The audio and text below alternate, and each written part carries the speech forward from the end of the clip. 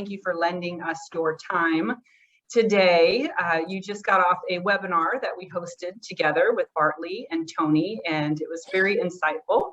Our team was able to join as well. As you know, we're in Austin, Texas here, and we're doing some training, and part of that training is to learn and understand the CFO a little bit more. And so I thought, what better person to have on this call other than the very one and only Jack McCullough, who of course is the founder and president of the CFO Leadership Council, also the Forbes contributor, and the Sloan Summit has organized that as well. So thank you for joining us today.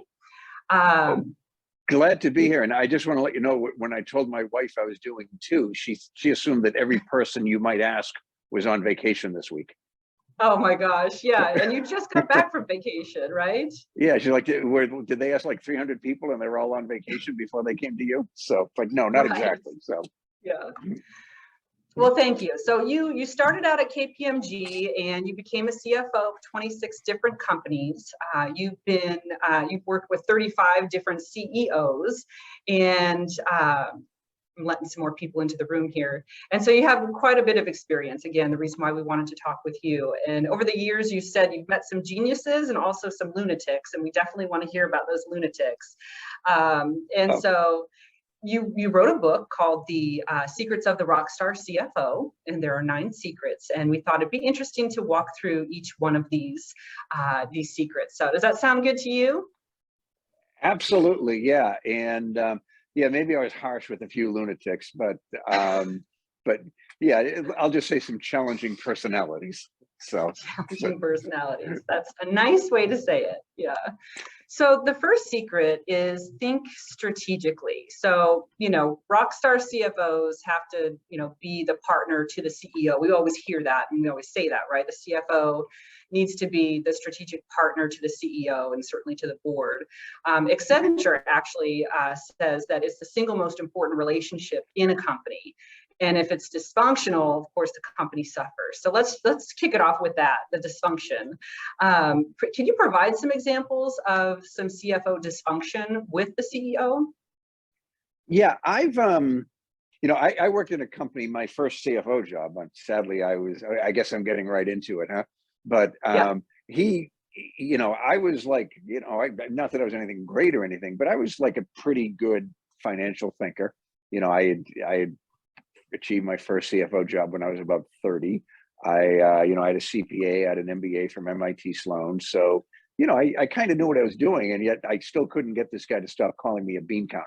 And I've heard other stories like that too, where they just think that CFOs are accountants. They're in the back room. They don't have any strategic value to offer. And that can get toxic, after a while, right? Every CFO wants to be on the front lines, making things happen. The quote I like to say is, in the past, CFOs used to report history. Today, they make history. But if you don't have a good relationship with the CEO who understands the value that a CFO can bring, good luck with that, right? Because then you're just an accountant reporting what happened after it happened. Right. So tell me, that CFOs emphasize the need to balance the short-term needs with the long-term needs of the company. Describe what this means. Sure. And, a lot of CFOs have told me they've just worked in situations where it's been difficult to do, particularly if you're public, because there's a lot of pressure on companies to make that quarter's numbers. And, it's understandable why. You want to, if you've set expectations with investors, you want to fulfill them. But what you don't want to do is mortgage the future to make the numbers. And CFOs tell me that they alone are the ones that kind of emphasize that. Even the CEO and board can lose sight of that fact. You might expect a VP of sales to lose a little bit of sight of it because, their job is to increase revenue, right? And if the boss says you need to hit this number this quarter, they're going to do everything ethical to make sure that happens. But CFOs are like, okay, that's great, but do we really want to eat the pipeline to, mortgage the future just to make one quarter and then, have nothing the following quarter? So they're the ones that are always thinking about balancing that need to meet the short-term expectations, but do it in a thoughtful and strategic way. That actually leads into the second secret, which is, there we go, provide ethical leadership. and you say in your book that integrity it's an important personal virtue, but it's also important for organizational strength. And you can do it in two ways. You have to walk the walk and talk the talk, right? You have to be ethical and have that personal virtue, but you have to create a culture where ethics are paramount as well. And adhere to ethical standards, even when it's not convenient. Be ethical when it's inconvenient to stockholders, investors, clients, and employees. Can you elaborate on that a little bit for us? Sure. And, there's a lot of good reasons to be ethical. Yeah, aside from just because it's kind of good to be ethical anyway. But, as it turns out, employees don't want to work for a company that they view as unethical. And, and investors don't want to invest in a company that's unethical, that's fudging their financial numbers. And, your potential customers and business partners, they don't want to do business with you if they perceive that you're not a rock solid citizen. So, there's actually a lot of just good, solid business reasons to be ethical, even if you didn't have any ethics yourself. You should certainly encourage that type of thing. And it basically means no shortcuts, no compromises, because it's, a lot of people don't like when I give this analogy, but I give it, and it always stuck with me when my wife is Catholic, and we went through this process with the priest. They call it pre-Cana, if memory serves. And the priest, he asked difficult questions about being married, and he asked me, "When do you think the most difficult time to commit adultery is?" And I had no idea, and he said the first.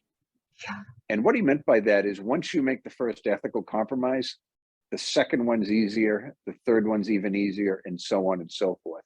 So you really, ethics is a full-time job.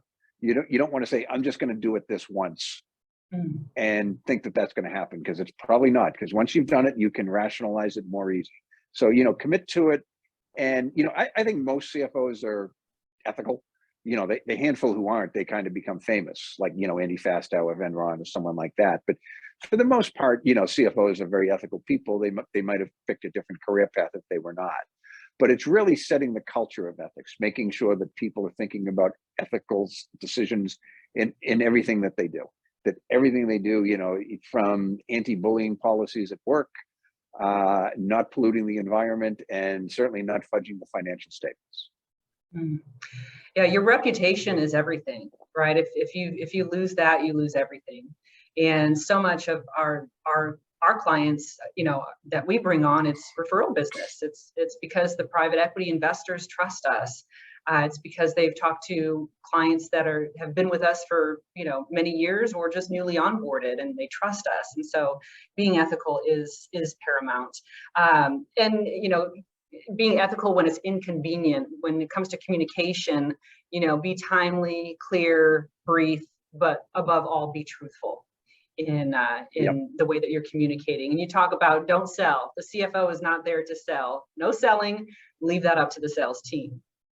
Yeah, just the truth, the whole truth, and nothing but the truth. I'm probably the only one who remembers that TV show, but I believe it was Perry Mason. So that's how they started. I mean, I know it's from Law, but that's how they started the show. It was very dramatic with the music. So yeah. Well, I'm sure you are a master at the next secret here. And secret of a rockstar CFO is to be a master at deal making. So rockstar CFOs, they're masters at deal making. Until recently, CFOs, they identified risks and they negotiated final terms and that kind of thing. But now they're assessing the risk of the deal, and they're looking for reasons not to move forward, but they're also identifying opportunities. Talk to us more about that. Sure. And yeah, like at the beginning of my career, my role in deal making was, arguing about 2% 10 and FOB destination and FOB source and things like that.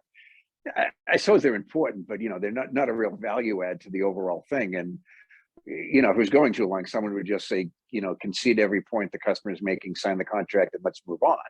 I did hear stuff like that more than once in my job, but now they're involved in every deal.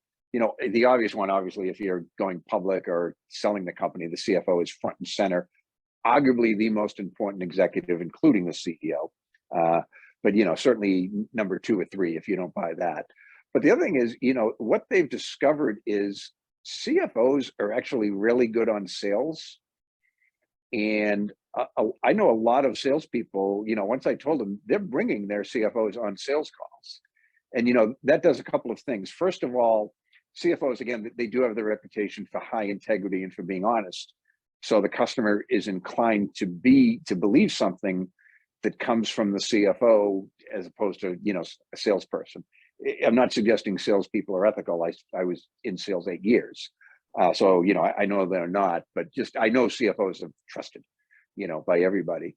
And, the other factor is it's kind of flattering to a customer too, right? Once they get over the, what's she doing here or what's he doing here, it becomes a matter of, wow, we must be really important to this company if they spend a CFO who's really busy to come meet with us on a sales call. And one of the people I interviewed for the book was, she told me she's what you'd call a serial CFO. I'm going to say she's been a CFO 10 times at this point.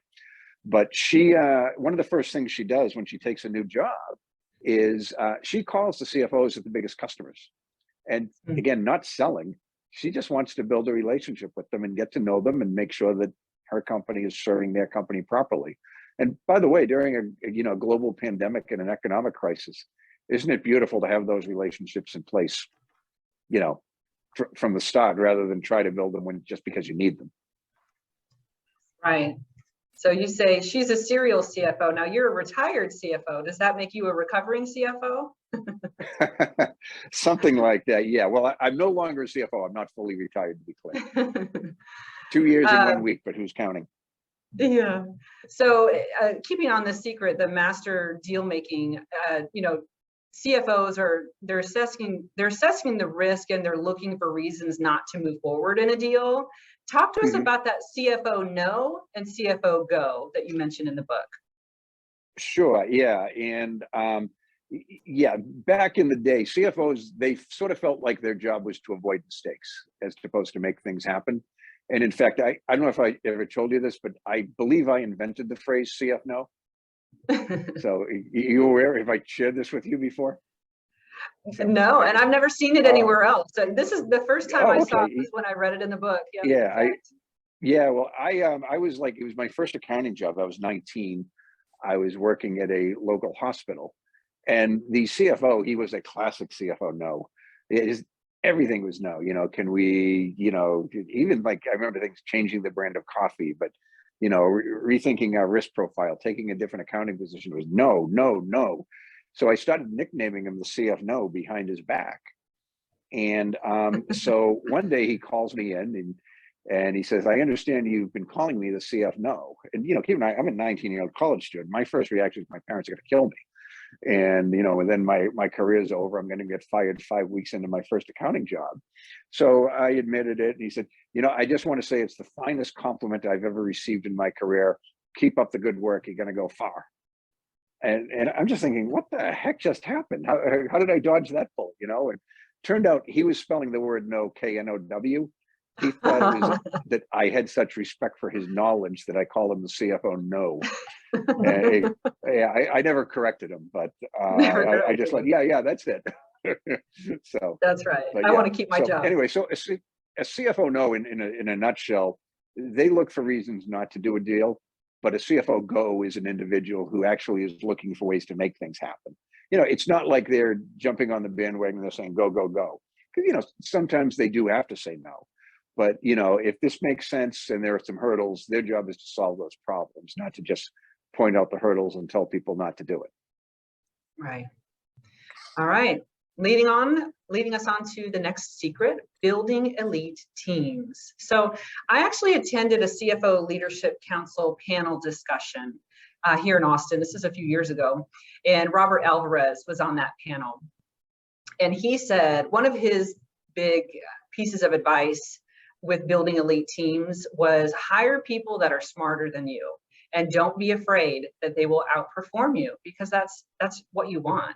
You want people on your team who are going to outperform you, and don't let that frighten you. And so, and we've certainly done that here at Consero, and it's great advice, to give to the CFOs that we work with. When you're talking about building elite teams right now, in particular, why is it so tough to attract and retain talent?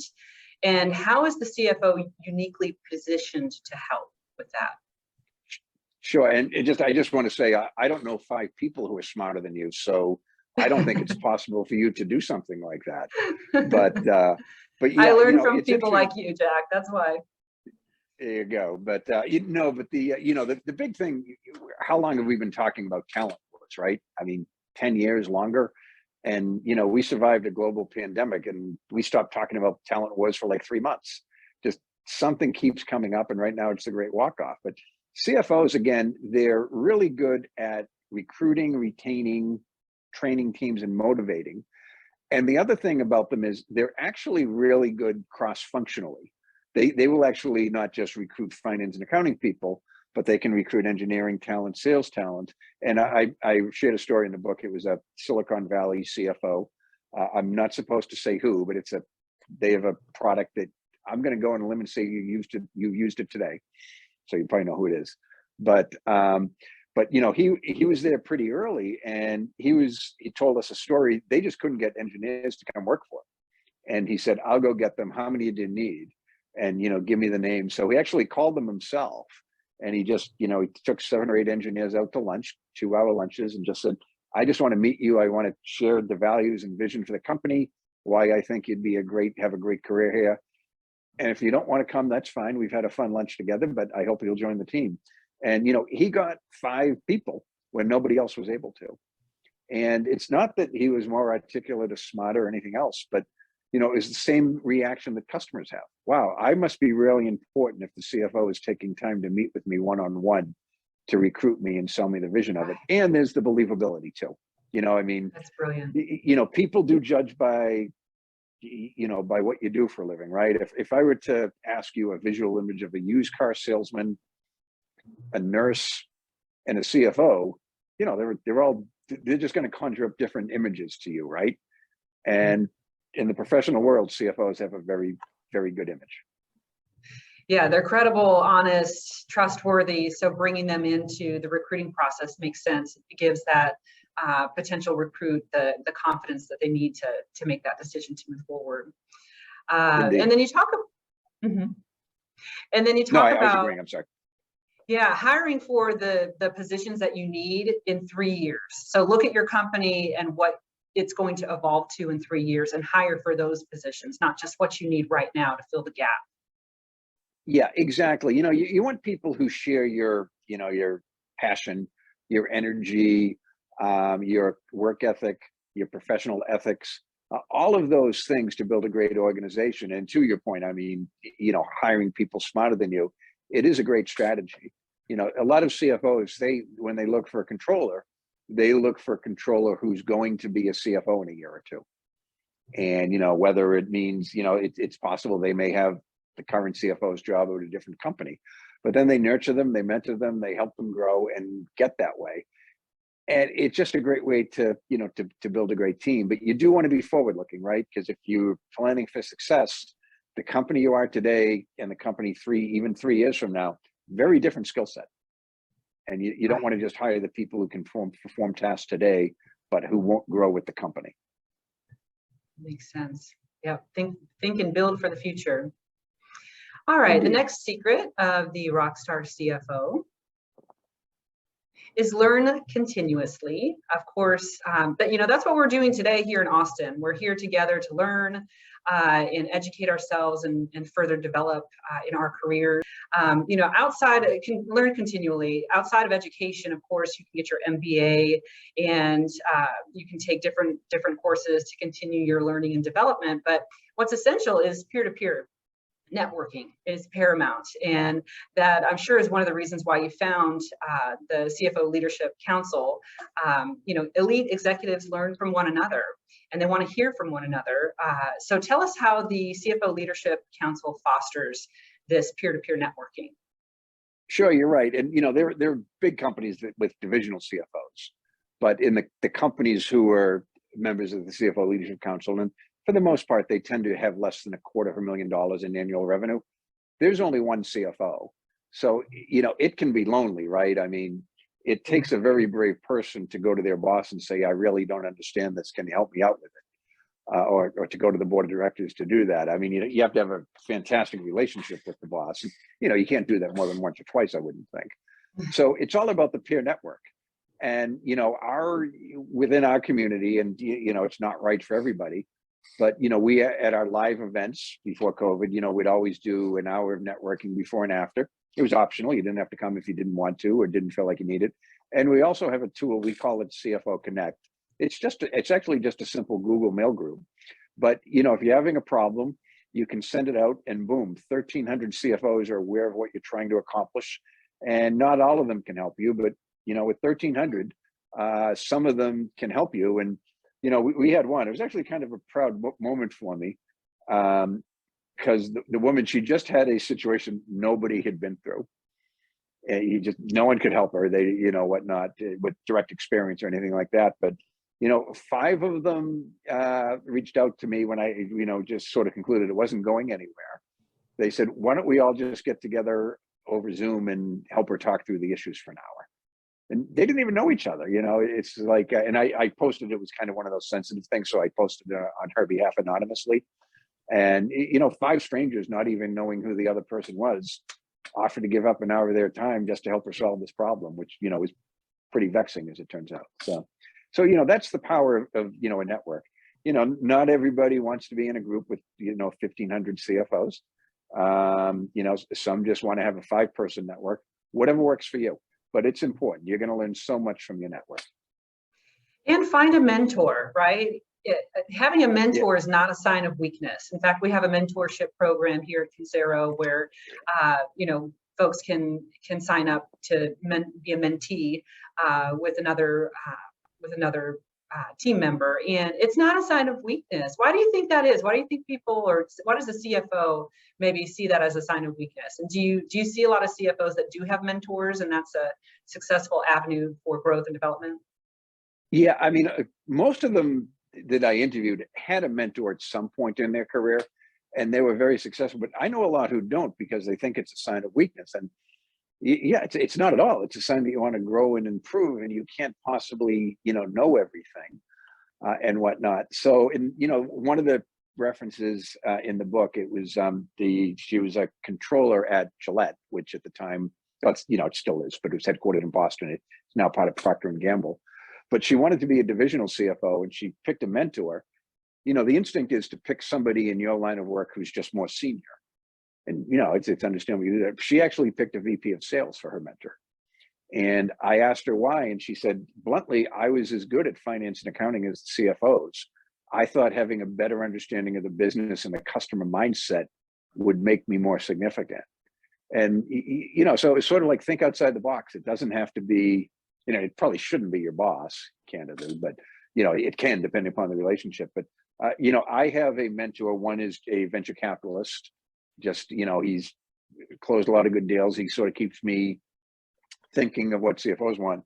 And I recently took on a mentor. I wanted to have a Gen Z mentor, thinking, that I didn't really know a great deal about Gen Z other than demographic data that you can get on Wikipedia. But I sort of wanted to know what they're like because, they're our future customers, our future, in a couple of cases, current employees.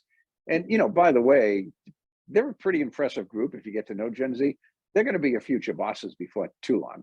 We're going to be, I might run out the clock and not be at that point. But, if you've got 10, 15, 20 years in your career, there's a good chance you're going to be working for somebody who's from Gen Z. And it just helps to understand their mindset. So, yes. She learns from me too. My mentor protege, we sort of have a reverse thing. It happens to be my niece. So I learn a lot from her and she learns a lot from me. And she says, why are baby boomers so weird? I can give her some insights into that. So. Well, and I encourage everyone on the call to take advantage of that mentor program that we have here at Consero. All right, so we're moving on to the next secret, and we've got develop board relationships. So this was pretty cool. Mike Dansby, who's our CFO and COO, he participated in a panel discussion again, at the CFO Leadership Council here in Austin just a few months ago, and it was on this topic. Y'all can go to our website and go to the articles tab, and you'll see an article that summarizes that entire panel discussion if you're interested in that. But you know, I read this in the book, and it was counterintuitive to me. So explain this to me. Board meetings are not really the time to reveal new information. Use that time to cover information that they already know. That seems counterintuitive to me. Can you tell me about this? Yeah, boy, did I learn that the hard way. So it was my first CFO job, and I put together this board package. It was genuinely a thing of beauty. It was thoughtful, you know, it looked good, it had all the information you need. And I gave it to them at the board meeting, and they were furious because there was information in there that they weren't aware of. And they're like, well, you expect us to sit here and read this for half an hour and then talk about it? It's like, you need to communicate with us all the time. You need to have sent this package to us a week before so that we can, you know, have a reasonable chance of looking through it. And we're going to talk about, you know, what this reveals about the opportunities and problems and what we can do about those. But, you know, if you just think you're going to go through and give a financial presentation without us having insight from that, that's not very helpful. So it was a less than pleasant experience. I'm being kinder about it than they were to me. But, you know, the other thing is, generally, you should probably be talking to your board members regularly anyway without the CEO. And a good CEO will allow you to do that. There are some that don't want to, but then ask yourself why, right? What's he or she hiding that he or she wouldn't want you to talk to a board member? But, you know, if you're like a typical $100 million company, maybe you've got 3 or 4 board members, you know, maybe as many as 6, meet 2 a month. It's not that hard, you know, especially with Zoom and stuff like that. It used to be harder. You could only talk to them on the phone. It's not quite the same thing, but, you know, get to know them. It'll make you better at their job. It'll also, you know, make them a more valuable asset to the company. Because, you know, if they only see the revenue, but they don't understand, hey, the pipeline's shrinking or the backlog has disappeared or something like that because nobody else is telling them. They need to know that. By the way, if you do work for that, you know, that rare company where the boss is a bit of a, you know, psychopath, and I did write a book on that too. Yeah, lunatic. But, you know, they may need to know that type of stuff, and no one's really, you know, you don't want to talk about your boss behind your back, but sometimes there's things that boards need to know about your boss. So, you know, it'll just make the whole company perform better if those lines of communication are open. And then, you know, the bonus is, depending on whom you believe, but the average tenure of CFO is 3 to 5 years. So, you know, let's pick 4 to be in the middle. That means every 4th year you're looking for a new job. Isn't it really good if you've got 2 or 3 board members who would hire you at one of their other companies, or, you know, absent that, give you a good reference at another company? Because board members all talk to each other. You know, I don't know anyone who's on a board who's only on one board. Mm-hmm. You know, every VC I know, they're on like 12 boards, right? Or PE investors. So yeah, I don't have a need for you right now, but let me talk to my partners. Let me talk to the other companies I'm invested in. I think you're a great CFO. I want to work with you again. Yeah, that kind of goes hand in hand with building your network also, and you know, having that network allows you to reach out when you're looking for that next opportunity. Yeah, there's nothing worse when you and I've had people do it. They reach out to me when they're in a job search, and I help them as best I can. Get the job, I never hear from him again. Then like 3 years later, actually there's one guy, it's kind of funny, he called me, and he always calls me Jackie Baby for some reason, like I'm his greatest friend. Jackie Baby, what's going on? And I know it's him, and I know he must have just lost his job. And so it's like, yeah, I'm not really that enthusiastic to help you if we don't talk in between, right? So networking's the key. But yeah, having board members, there's just nothing bad that can come from having a good relationship with a board member. Yeah, he might have nicknames for the CEOs, and maybe that's why he keeps finding himself needing a new job continually. Yeah, maybe he made my mistake and got caught and couldn't get out of it like I did. So. All right, so our next secrets in the book: perform cross-functionally. So the old school CFO, they did finance and accounting, they evaluated transactions after they happened. That approach no longer works. Why? Yeah, it doesn't work today. That's an accountant. That's not a CFO. And, you know, bluntly, at the start of my career, that was kind of how I got CFO jobs. I was a CPA a damn good one, as it turned out. I don't mean to be immodest, but I was.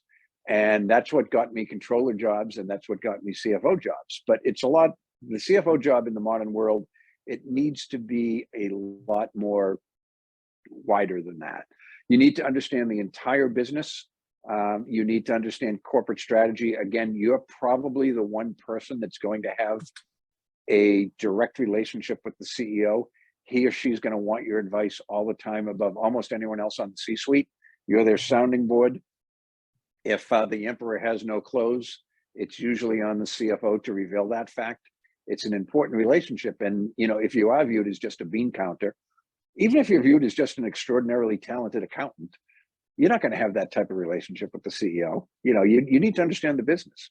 And one CFO, the advice that she gave me, and it was really great advice. She's actually the CFO of Sage United States. She's a very good CFO.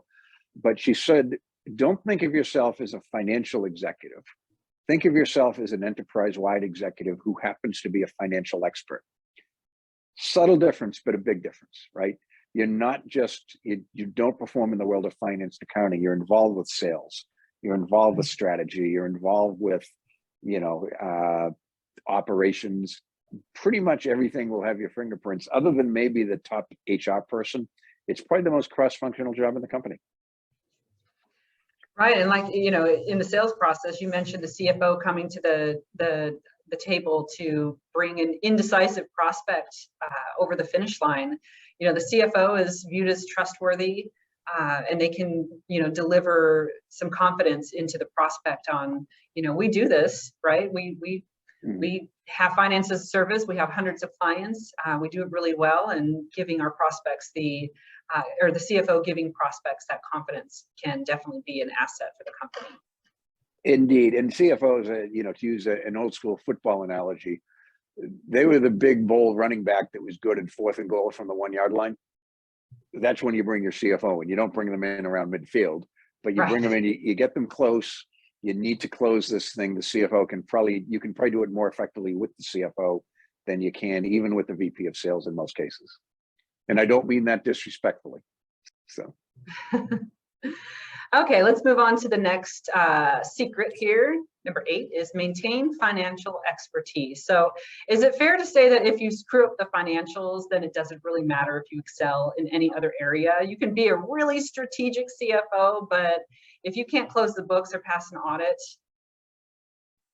you can't excel. Yeah, the other 8 don't matter, right? Right. And, you know, I think in the book I say F is for financial, and that's good enough for me.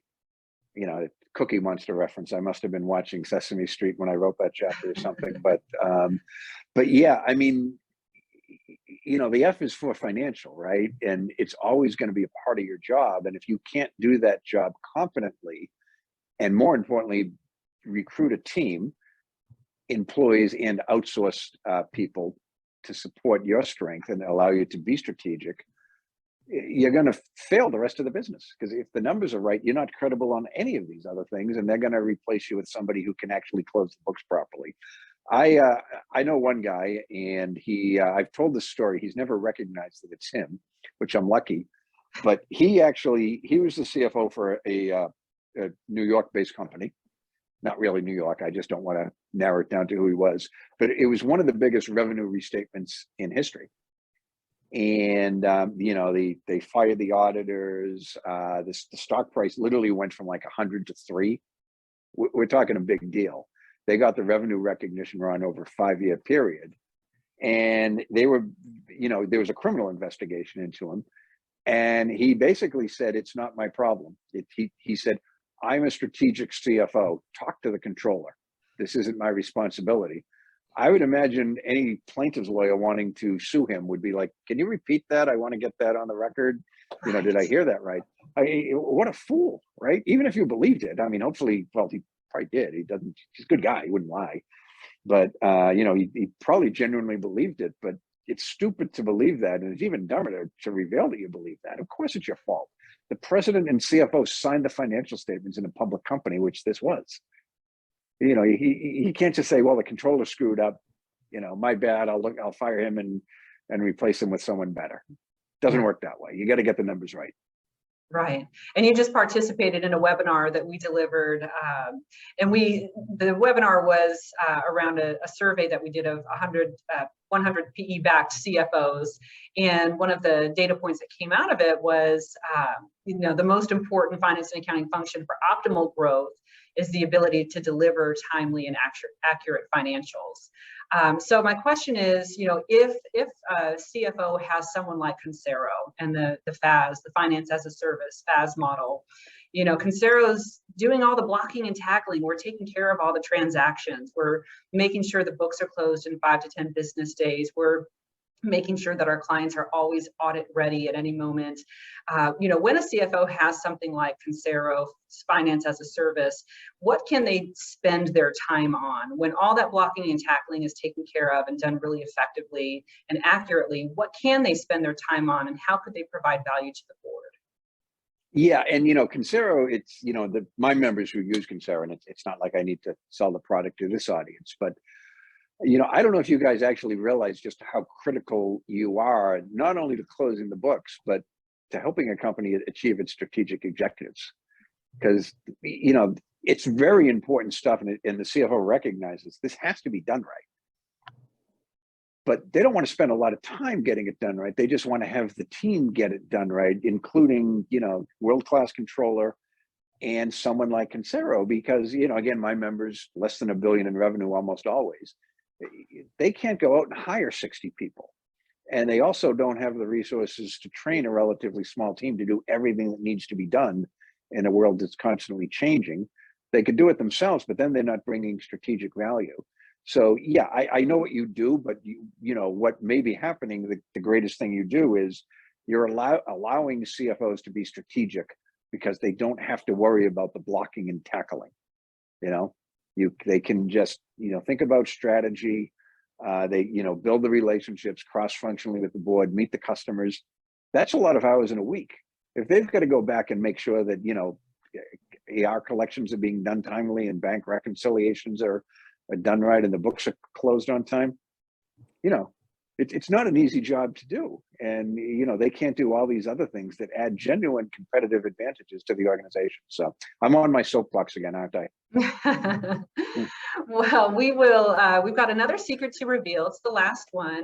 But the last secret is maintain work-life balance. We all have seen those, pictures and videos of Jack Kennedy on the boat in Cape Cod. And, even a president, right, can take time to take vacation. It's really important. In fact, research shows that workaholics are not the best long-term performers.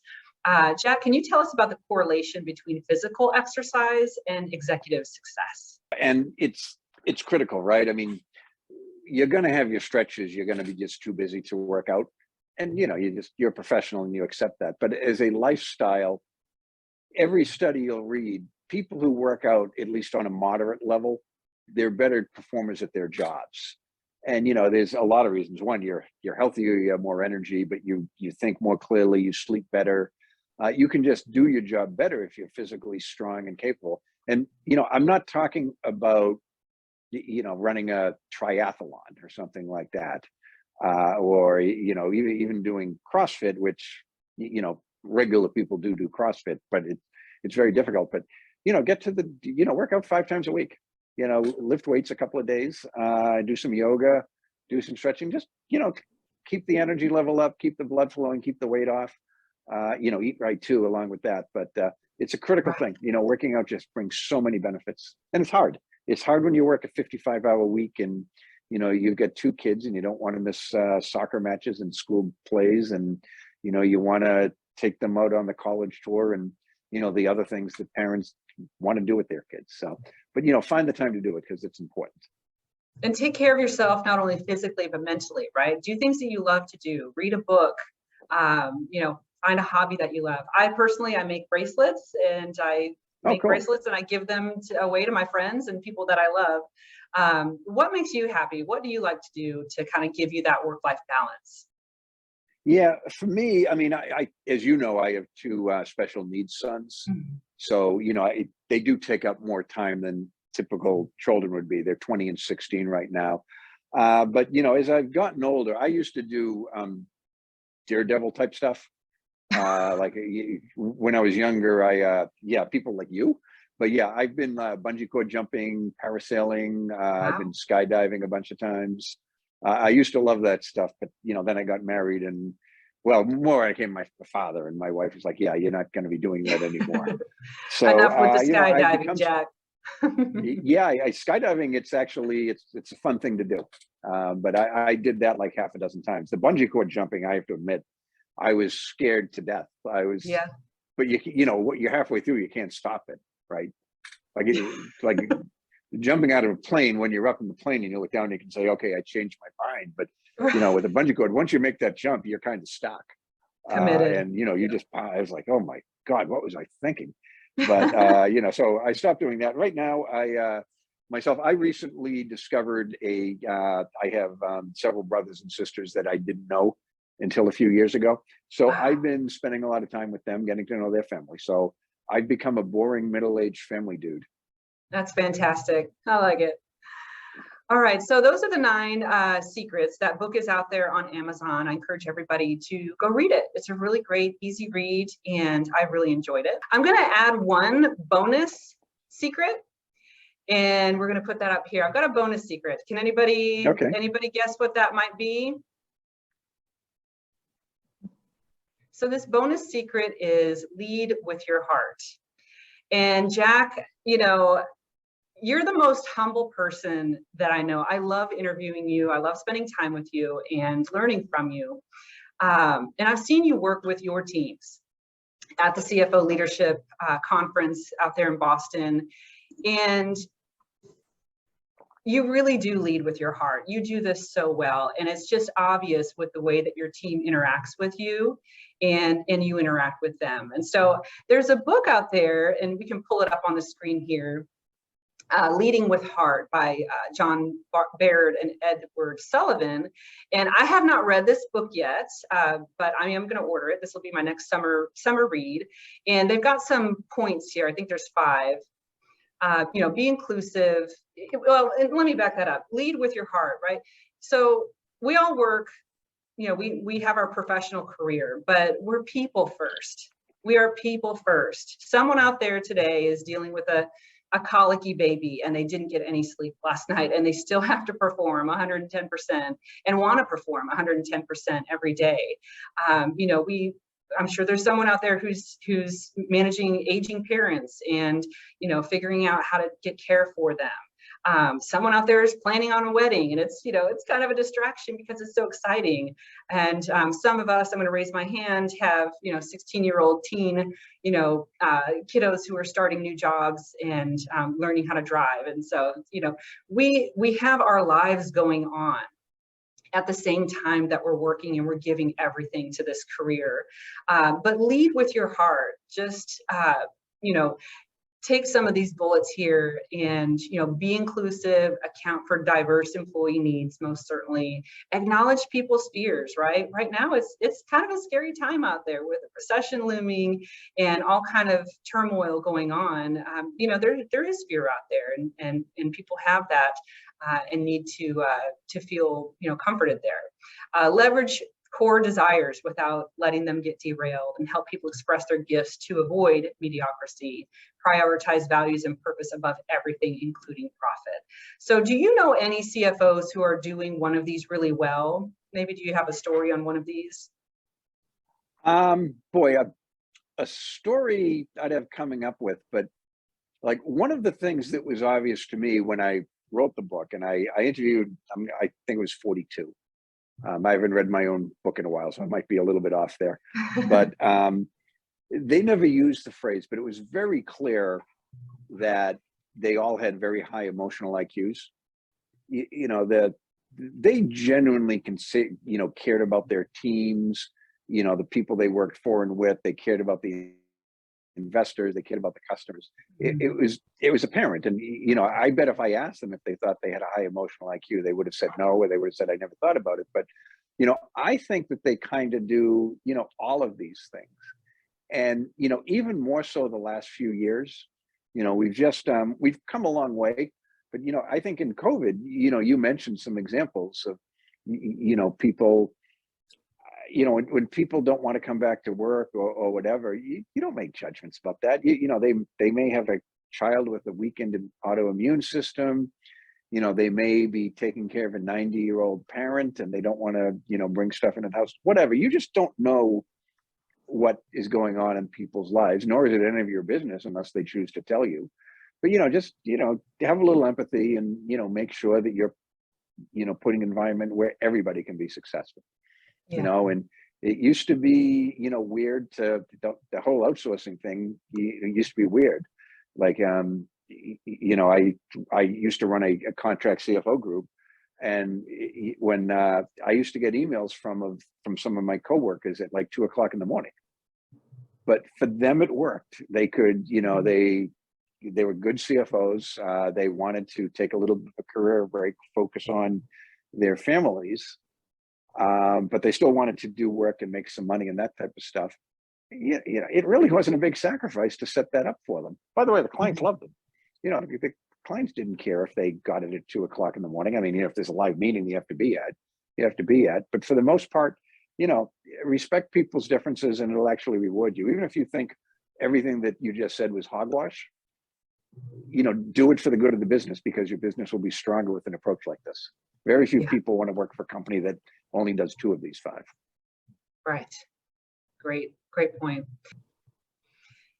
All right, we are out of time and we have taken enough of your time today, Jack. Thank you for being a friend to Consero and giving us your time and your thought leadership.